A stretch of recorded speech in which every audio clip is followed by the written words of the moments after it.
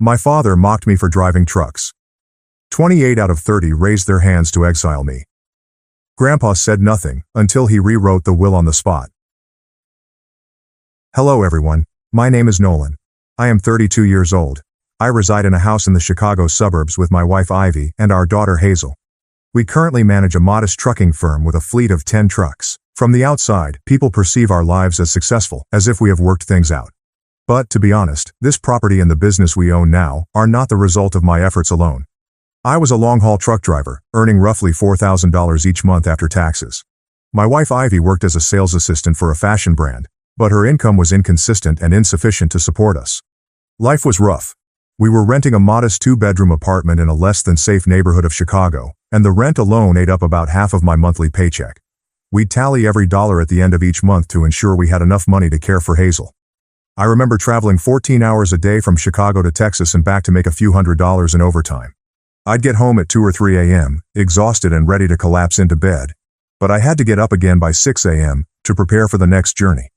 Meanwhile, Ivy worked at a fashion store with a modest base wage and was paid primarily through sales commissions. When business was slow, she earned only $1,800 per month, so we frequently had to borrow money. Even for Hazel's 5th birthday, we could only throw a little party at home with a few grocery store cupcakes and some inexpensive gifts. Seeing her smile so brilliantly at such small things both warmed and hurt my heart. Everything began to alter after Christmas in 2023. Strangely enough, the life I have today is largely due to my parents and family and how they look down on me. I wouldn't be where I am today if not for their judgment. To help you comprehend what I went through, I'll take you back to the day I received a phone call from my grandfather, 1 week before Christmas. That day, I was returning to Chicago after 3 days of moving furniture for a firm. When I saw Grandpa on my screen, I quickly responded via Bluetooth. His soothing voice filled the interior of my truck, and for a little moment, I felt less alone on that long length of roadway. After asking how I was doing and how work had been, he remarked in that kind tone, "Nolan, next Sunday is Christmas. Bring Ivy and Hazel over for dinner, 7 o'clock. I miss Hazel so much." Hearing his caring voice brought me solace after all those grueling days on the road. I promised him we would be there and hung up the phone. My grandfather Everett was 78 years old that year, yet he was as smart as ever. He enjoyed hosting a family meal at his home every few years to bring everyone together. He has 4 boys. My father Victor was the oldest, followed by 3 uncles, Warren, Edgar, and Silas. Uncle Warren was a show-off. He worked as a branch manager for an insurance business and never missed an opportunity to talk about the million-dollar contracts he had just secured. Every time he saw me, he asked me a cocky question. "Still driving trucks, Nolan? When are you going to get a real job?" Then there was Uncle Edgar. Quieter, but his eyes were constantly filled with disdain. He managed a tiny restaurant and had a habit of looking people up and down and shaking his head, as if he could judge someone's worth based just on their clothing. But my father, Victor, was the worst of them all. Being the oldest, he felt himself as protecting the family name and behaved as if he had the authority to condemn everyone else. He managed a tiny construction company and enjoyed bragging about his achievements, even though they were all modest jobs. The hardest part was that he was ashamed of me. Every time someone inquired about me, he'd reply, "Let's not talk about him. His truck driving embarrasses me." Then he'd give me this hurt look, as if I'd brought dishonor to the entire family. He even shouted it directly to my face once. "You driving a truck? You're an embarrassment. I can't show my face to my friends." When asked what I did for a job at family gatherings, he either avoided the issue or changed the subject to brag about Trent, his golden child. Uncle Silas was the only one who treated me with decency. He was a grade school teacher with a low salary who always appreciated others. He once said to me, "Your job doesn't define you. You're supporting your family with your 2 hands, and that's something to be proud of." Uncle Silas was the only one of Grandpa's sons who I actually liked. I didn't like Warren, Edgar, or especially my father. To be honest, I despised them. But I chose to attend the Christmas dinner because Grandpa had asked. I had no idea that accepting that offer would drastically change my life. That evening after supper, I informed Ivy and Hazel that we would be spending Christmas at Grandpa Everett's home. Hazel, who was just 6 at the time, wrapped her arms around me excitedly asking, "So, I'm finally going to meet Great-Grandpa Everett, right, Daddy?" Seeing her joy, I smiled and replied, "That's right. He said he misses you a lot." Hazel dashed over to Ivy, holding her tightly and screaming, "Mommy, I'm going to draw a beautiful picture to give him." Watching her seem so enthusiastic, I hoped she had a memorable Christmas that year. Ivy stared at me with concern in her eyes as Hazel dashed off to her room to begin drawing. She approached, leaned in, and murmured gently, "Are you sure we should go?" I understood exactly what she meant. Every time we went to one of those family dinners, I'd come home heavy, withdrawn, and mute for days. After a few seconds, I sat down on the couch and said, "I honestly don't know, but it's Grandpa's invitation. We can't say no." Ivy sat next to me, softly grasped my hand and said, "You know, I'm not afraid of what they'll say about us. I'm just concerned about Hazel." Her words struck me hard. I had also considered that. After over a minute of silence, I eventually told her, "Maybe we should just stay for a little while. Wish Grandpa a Merry Christmas, then leave early." Ivy nodded silently. She didn't say another word. Over the next 3 days, I was torn. Part of me longed to visit Grandpa, the one person in my family who had ever shown me pure love. But another part of me dreaded being in the same room as my father and uncles, dealing with their criticism, especially in front of my wife and daughter. The day before the party, I saw Hazel place her sketch into a small gift bag while continuously asking about her great-grandfather. That was when I made up my mind. We were heading to a party. Whatever occurred, I would defend my daughter and ensure that no one hurt her with their remarks. We drove from Chicago to Rockford around 4 p.m. on Christmas Day. In our old automobile, we drove for over 2 hours. Throughout the voyage, Hazel kept raving about the drawings she'd done with Ivy's aid. She was quite excited. "Daddy, I drew Great-Grandpa smiling, and there's a Christmas tree too." Just before turning onto the familiar road to Grandpa's house, we made a quick detour at the bakery to get some apple pie, his favorite. We arrived around 6 o'clock. Many automobiles were parked in front, including my parents' Accord and my younger brother Trent's shiny new Civic. I imagined they came early to brag about their accomplishments before I arrived. After finding a parking spot toward the end of the block, we walked to the house. The gate was not closed because it was Christmas and the party was in full throttle, so we walked straight in.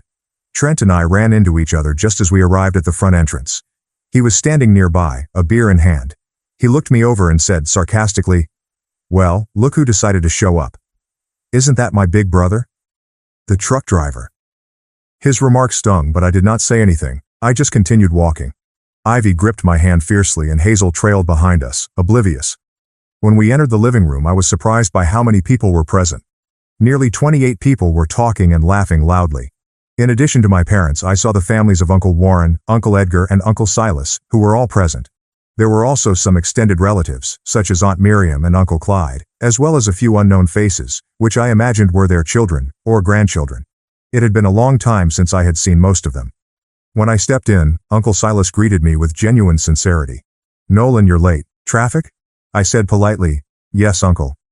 The roads were a little busy today." He offered me a warm smile and said, "Go ahead and find a seat for your family. Grandpa will be out any minute."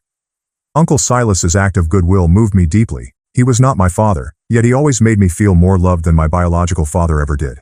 Honestly, there were times when I wished my father could be half as nice as Uncle Silas, but I knew that would never happen. As I searched for a seat for us, I could feel the gaze on us. Some folks nodded and smiled graciously, but I could tell that others glanced at us with thinly veiled scorn.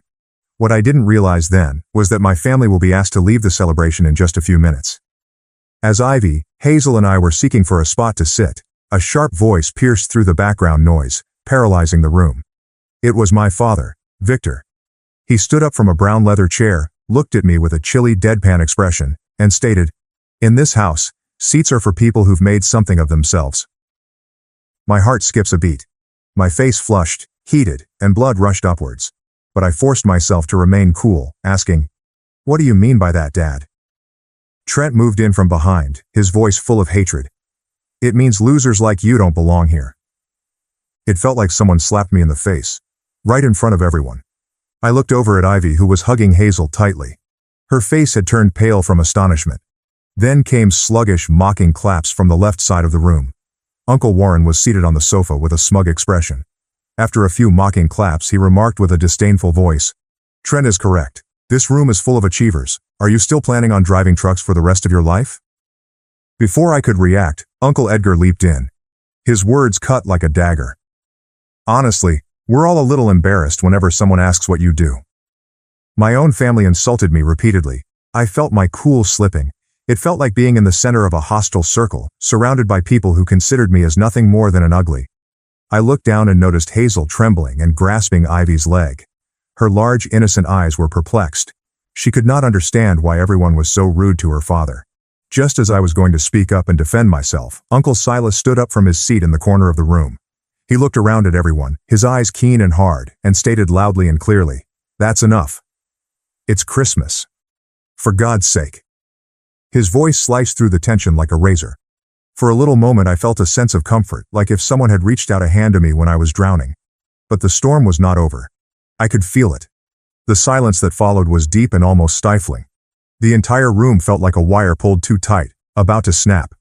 After Uncle Silas spoke, everyone exchanged nervous glances in the silence. Slow, steady footfalls sounded from the corridor. Grandpa stepped out, his demeanor serious but with the customary serenity he was known for. He searched the room before raising his voice. "Silas, that's enough. They're right." His comment struck me like a bomb in my skull. I could not believe what I'd just heard. Grandpa, the only person I still trusted in this family, agreed with them, siding with the people who had recently insulted me. Several seconds elapsed. He then turned to face me, his eyes filled with what appeared to be sympathy. There was also something else in there, something I couldn't fully understand. He returned his gaze to the rest of the room and stated, "We'll take a vote. If you want Nolan out of this party, raise your hand." The room plunged into a dreadful quiet. Some folks looked about, puzzled or unsure. Others looked nearly ecstatic about the suggestion. Uncle Silas stepped up, his face flushed with fury, and asked, "Are you serious, Dad?" Grandpa stared him straight in the eyes and stated, "I'm not joking." That moment seemed like the world was crashing around me. The air in the room became heavy and everyone appeared to hold their breath, waiting for the unfathomable vote to begin. A few seconds went by. My father, Victor, raised a hard hand. He locked eyes with me as he did, his countenance icy and unwavering, as if he had just won a long-awaited battle. Trent was next. He lifted his hand with a malicious sneer. He appeared to be enjoying himself, as if he had been looking forward to this moment for years. Then followed Uncle Edgar and Uncle Warren, who raised their hands virtually simultaneously. Warren nodded, apparently delighted with himself, while Edgar maintained a serious attitude, as if he were carrying out some noble task. Their relatives followed. Dolores, Warren's wife, hesitated, but after looking at her husband, she raised her hand as well. Edgar's adolescent children, perhaps 16 or 17, followed his lead hesitantly and awkwardly, but they nevertheless went along with it. I turned to see Ivy embracing Hazel closely. Her eyes were crimson and filled with tears that had not yet fallen. Hazel, completely oblivious of what was going on, looked up at her mother and murmured, "Mommy, why is everyone raising their hands? Should I raise mine too?" Ivy gripped her closer, attempting to keep the tears from falling down her cheeks. I glanced around and noticed a few reluctant hands. It was distant relatives, such as Aunt Miriam and Uncle Clyde. They glanced at each other, then at me, divided between decency and peer pressure. Aunt Miriam stared at her husband and then at Uncle Warren, her face filled with uncertainty. Uncle Clyde chewed his lip, his palm resting on his thigh as if he were about to vote, but he still hesitated. Then Grandpa screamed, his voice booming, "Come on, I don't have all day." The pressure burst through the final amount of resistance. Those uncertain hands rose rapidly, almost as if they had been told to. I quickly counted in my brain. 30 out of 32 people raised their hands. Only Uncle Silas and his wife, Aunt Lillian, remained still. Silas had had enough. His face was glowing red with wrath, and his fists were clenched at his sides. He grabbed Lillian's hand and raced towards the door.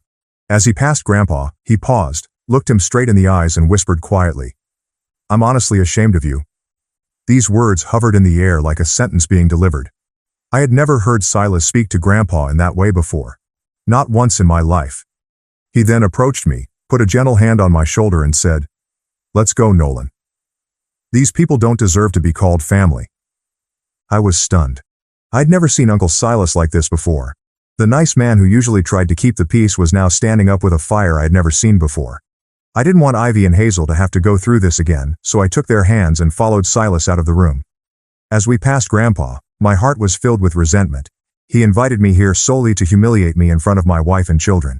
I kept thinking, why would you give me hope to crush it like that? Behind me, I could hear a few people snickering, like if they had just seen the end of some bizarre little play. Hazel was still clutching her sketch, not understanding why we had to leave so quickly. As I looked at the uplifted hands that voted me out of that room, I realized I no longer had a grandfather, father, or family.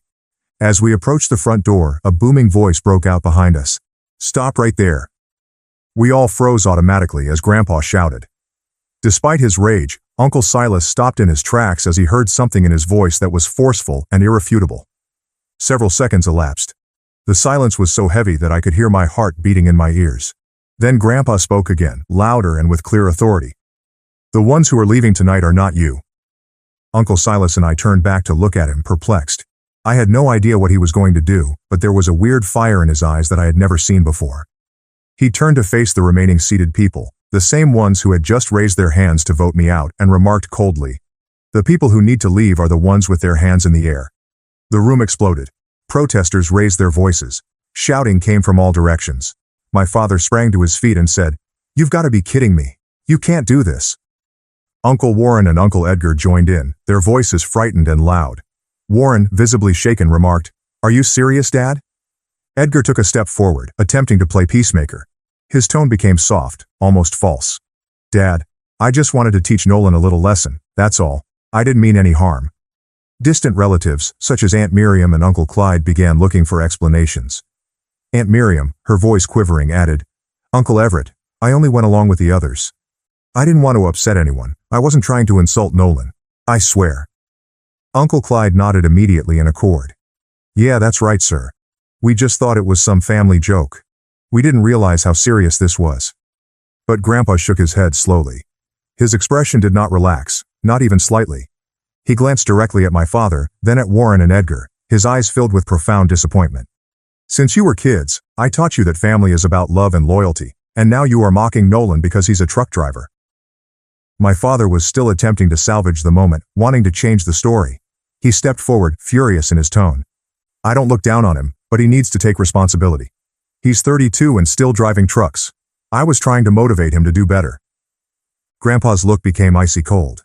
He stared straight at my father and said, "Victor, aren't you ashamed of yourself?" My father's cheeks turned red. He responded firmly, "Why should I be?" Grandpa hesitated for a bit.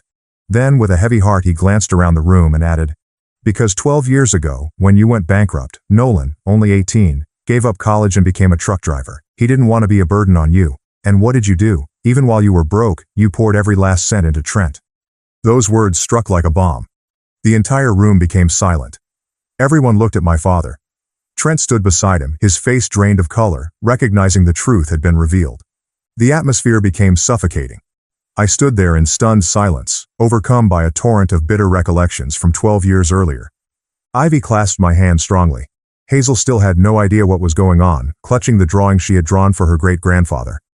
Grandpa's comments transported me back to when I was 18, the year everything changed. That was the year our family declared bankruptcy when my father's construction company fell into major financial difficulties. He owed about $300,000, which seemed like a lot to us at the time. I made the difficult decision because I wanted to help my parents. Despite having received a scholarship, I decided to drop out of college. Instead of going to school, I obtained a commercial driver's license and began working as a long-haul trucker. For the next 2 years, I worked tirelessly. I paid Trent's high school tuition and the majority of the family's living expenses. Every month, I gave my whole wage to my mother, keeping barely enough to cover my basic requirements. Then, in 2015, Grandpa gifted my dad $400,000, allowing him to finally pay off his debt and restore his business. I genuinely believed things would improve from there. But rather than appreciating me for giving up my youth to support the family, my parents and Trent began to look down on me. Why? Dad's business partners disliked the idea of his kid driving a truck. They said it harmed the company's reputation. After a heated dispute at Christmas dinner in 2016, in which Dad flatly stated that he was humiliated to have a son who drove trucks, I cut off all contact. From that moment forward, I never returned home. When Ivy and I got married, we kept it simple, with only a few close friends. When Hazel was born, I did not inform anyone in the family. I experienced the most significant periods of my life alone. In all those years away from the family, I only communicated with 2 people, Grandpa and Uncle Silas. They were the only people who really understood and supported me. Both of them had attempted to persuade my parents to reunite, but they refused. Their condition was clear. To be allowed back, I needed to change occupations. But I'd made up my mind too. I wasn't going back unless they sincerely apologized. Because it wasn't only about me anymore, it was about Ivy and Hazel. And I would not let anyone treat them like I had been treated. So, standing there, hearing Grandpa voice those facts aloud, speaking of the sacrifices I made, it felt like someone had finally seen it for the first time after years. Someone finally knew what I'd been through, and it meant more to me than I could ever express. Back at the celebration, after Grandpa reminded everyone of what had happened in the past, my father refused to confess his mistake. Instead, he doubled down, looking upset, and defiantly told Grandpa, "I raised him. It's only fair that he pays me back. That is a child's obligation." Grandpa's face got angry when he heard such comments. At that point, he was no longer holding back. He shook his head in terrible disappointment, then glanced around the room with hatred in his eyes and said, "I had planned to split my savings among you today, but I have changed my mind. You do not deserve a cent." When Grandpa discussed his funds, the attitude in the room changed again. Panic spreads like wildfire. Voices rose at once, yelling, protests, and bewilderment. My father rose to his feet saying, "What are you talking about? That is our inheritance." Trent moved forward, his voice trembling. "Grandpa, you cannot do this. This is not fair." Grandpa lifted his hand sharply, gesturing for silence. "Enough," he said, his voice low and steady. Then with calm authority, he announced, "The $4 million will be divided between Silas and Nolan." Uncle Warren exploded before he could finish his sentence. "What? $4 million?" Grandpa nodded and spoke evenly. "Yes. I sold half of the farm 2 months ago. I would have divided the money equally between my 4 sons and 6 grandchildren. That would have cost $400,000 each. But, after what I witnessed today, none of you deserve it." That's when the true panic struck. My father sank to his knees in front of Grandpa and clutched his hands fiercely. "Dad, I apologize. I was mistaken. Please give me one more chance." Uncles Edgar and Warren stepped in, presenting their causes. "Dad, we were only encouraging Nolan to do better. We did not intend to disrespect him." Trent, now sobbing, ran up to me and grabbed my arm. "I'm so sorry, Nolan. I was mistaken. Please forgive me."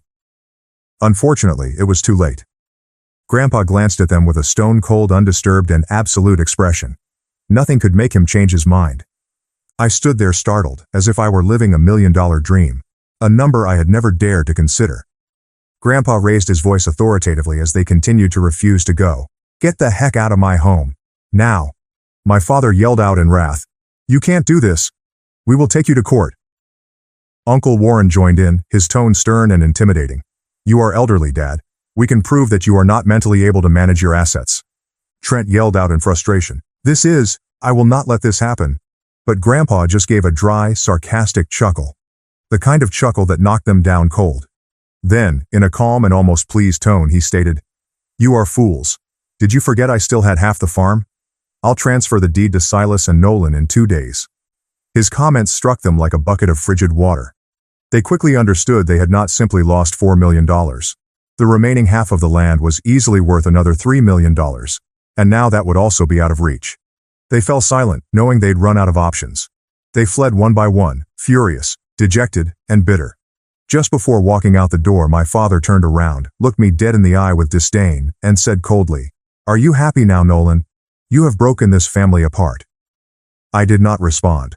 I simply drew Ivy and Hazel in close and held them firmly. Following their departure, the house fell into a peculiar, serene silence. Only 6 people remained in our family. Uncle Silas and Grandpa surveyed the untouched food still scattered across the dinner table. Grandpa turned to us and said, "Let's save only enough for the 6 of us. The others helped me box it up. We will take it to the destitute." This was not leftover food. It had just been delivered by a high-end restaurant earlier that afternoon. Nobody had touched it. The supper was scheduled to begin at 7 p.m., but by 6:30 Grandpa had already sent everyone else home. We all hurried swiftly to assist him pack the food and load it into Uncle Silas's pickup. There were enough roasted chickens, bread, salads, desserts, and soda bottles to serve hundreds. Hazel eagerly joined in as we packed, looking up at me with curiosity. "Daddy, who are we giving the food to?" I said, gently brushing her hair back and smiling. "To people who need it, sweetie. Hungry people don't have a home to return to." The 6 of us then got into 2 cars and proceeded to Rockford's downtown district, where we knew there were many homeless individuals. It was a location I recalled from years ago, filled with people simply struggling to survive. When we arrived, Hazel glanced about with big eyes at the men and ladies sitting on the sidewalks in worn-out clothes. She gripped my hand tightly and whimpered, "Daddy, why don't they have a house?" I knelt alongside her, looked into her eyes and spoke quietly. "There are lots of reasons, sweetheart, but what matters is that we can help them." Ivy and Aunt Lillian began serving the lunches, while Grandpa and Uncle Silas engaged in private chats with several of the attendees. Hazel was shy at first, but she quickly began to offer boxes of cookies with her tiny hands full of kindness. The smiles, warm thank yous, and most notably, the sight of calm thankfulness in one elderly man's eyes as he received his dinner told us everything we needed to know. We were doing the correct thing. After we finished the last meal, Hazel came up to me and placed her arms around my waist. She said, "Daddy, I'm thrilled." Everyone smiled so nicely when they got their food. And that's when it struck me. This was the most memorable Christmas my family had ever celebrated. Around 8 o'clock, we returned to Grandpa's house and sat down to eat together. There were just 6 of us at the table, but the warmth and excitement made it feel more full than ever. As everyone gathered, Hazel reached into her small purse and took out the drawing she had been keeping. She stepped over and presented it to Grandpa, smiling proudly. He picked it up to check it thoroughly before smiling warmly and said, "This is beautiful. I'll hang it on the living room wall so everyone can see it." Hazel clapped her hands enthusiastically in response to his compliment. "I drew you with a big smile, great-grandpa," she added brightly. A little later, Ivy brought out the apple pie we had purchased earlier, and we all shared dessert. After supper, Grandpa recommended we move into the living room and converse for a little. He returned to his office, holding two $2 million checks. When he handed me one, my hands trembled so violently that I was worried I'd drop it. Uncle Silas was equally as surprised, his hands shaking and his eyes wide with incredulity. We both looked to Grandpa, overwhelmed by gratitude. I could barely get the words out. "Thank you, Grandpa. I don't even know how to express how grateful I am." Grandpa nodded and continued, his tone calm yet serious. "In a few days, I'm transferring ownership of the remaining part of the farm to the two of you." We glanced at him shocked. The remaining acreage was worth several millions more. Grandpa let out a deep sigh and added, "I don't trust the others anymore. You two are the only ones who deserve to carry on what I've built." Hearing it, my heart sank slightly. Not because of the money, but because of everything we had sacrificed as a family to be here. I stared at Grandpa, my voice shaking. "Grandpa, I know this must have hurt you deeply, having to decide." Uncle Silas agreed and added, "Dad, I never wanted it to come to this either." Grandpa laid a hand on my shoulder and stated gently but firmly, "Nolan, I've watched them for years, and today was just the final straw. I know who has a good heart and who I can trust." Hearing those remarks, I buried my head, overwhelmed by emotion. I felt grateful for his faith, but also felt the weight of the duty he had placed in my hands. That night in Grandpa's guest bedroom, I lay close to Ivy and Hazel. My mind is entangled in a web of emotions. On the one hand, I felt a profound sense of relief and thankfulness for finally being noticed and supported in ways I never imagined. However, I couldn't shake the underlying despair. The sad reality that our family had utterly fallen apart. Once Hazel had fallen asleep, Ivy turned to me and said, "I still can't believe this is real." I softly gripped her hand and said back, "Me neither, but we must use this money wisely. It cannot change who we are."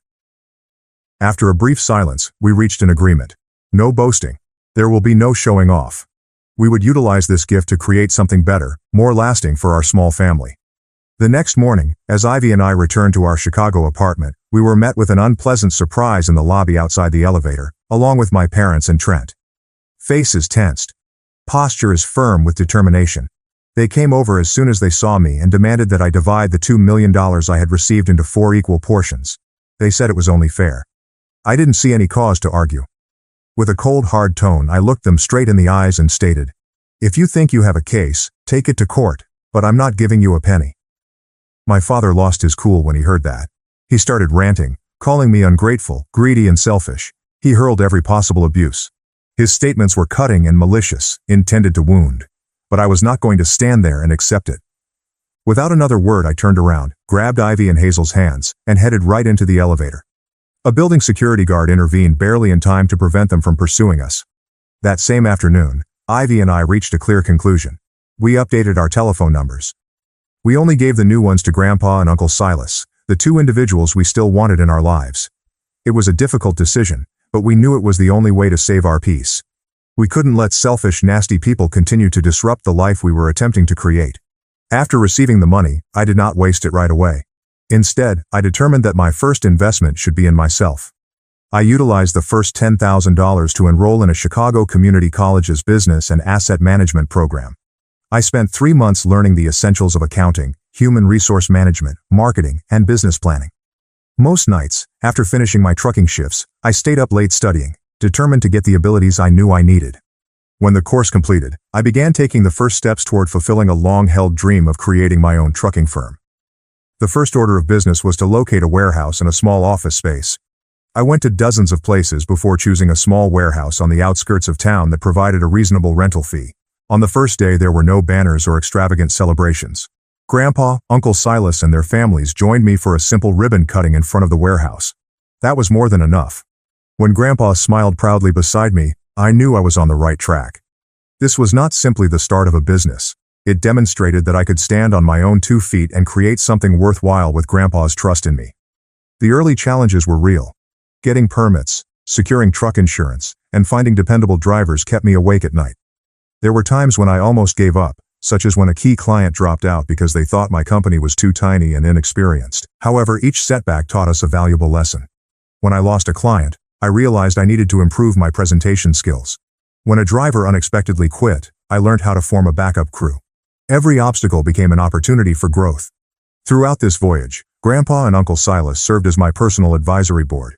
With his years of business knowledge, Grandpa would frequently call to guide me through client discussions.